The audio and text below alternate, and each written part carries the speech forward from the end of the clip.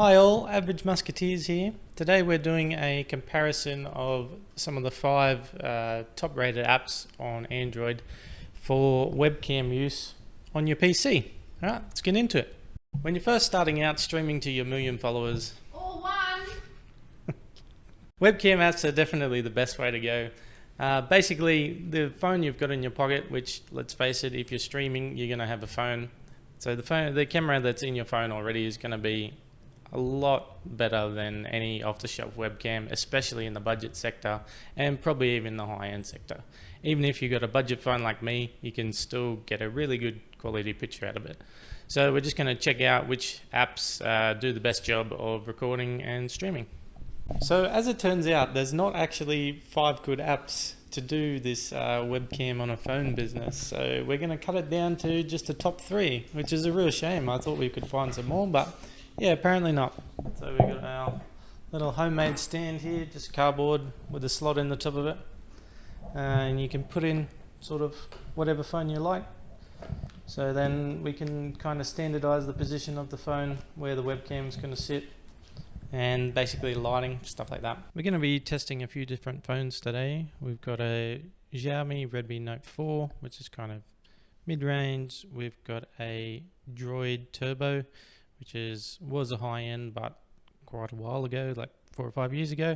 And then we've got the LG G7. So this one definitely has the best camera by a long way. So this will be a typical setup. You've got the app installed on your phone there.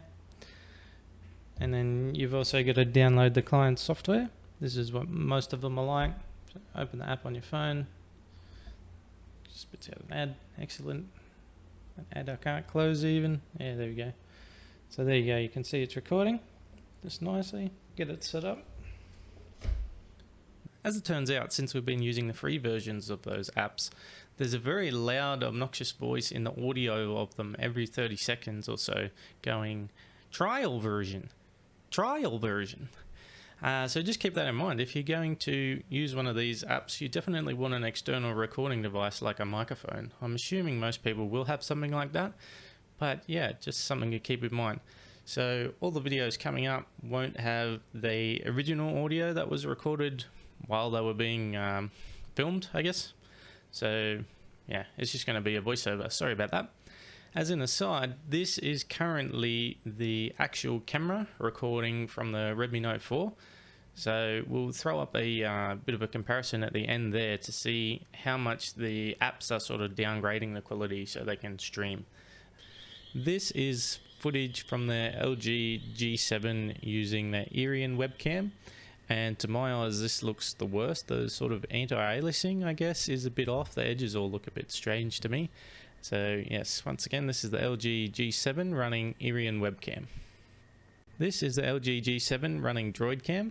To my eyes this looks sort of second best, middle of the road. So if you're using this already, I think you should be perfectly happy with it. It looks fine to me.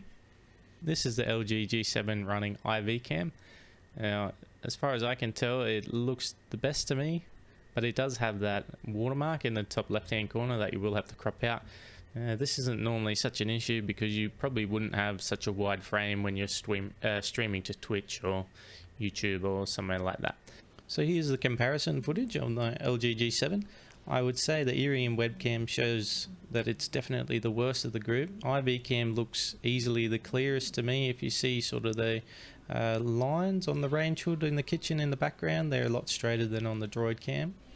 I would say the DroidCam colors probably look the most natural, but there is some banding on the face. Here's the footage with the Redmi Note 4.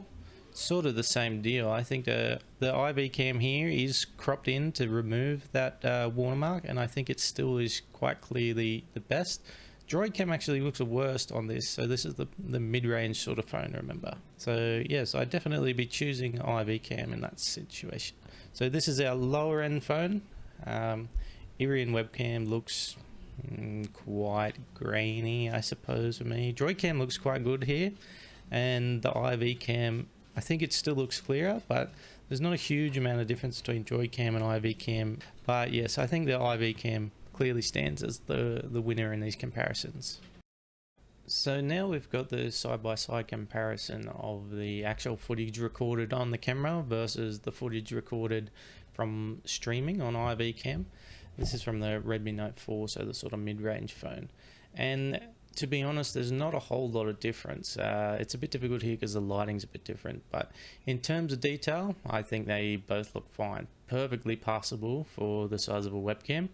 And at the webcam size, I would see no difference at all. Alright, so that's it for this roundup. I hope you learned something. I know I certainly did. So I will be switching to IVCam for my personal stream. But if you're running DroidCam and you're perfectly happy with it, the size of a webcam on a stream, it's not really going to make a huge amount of difference. So all three I would be happy with, except for Iriun webcam. That does look a bit strange at times.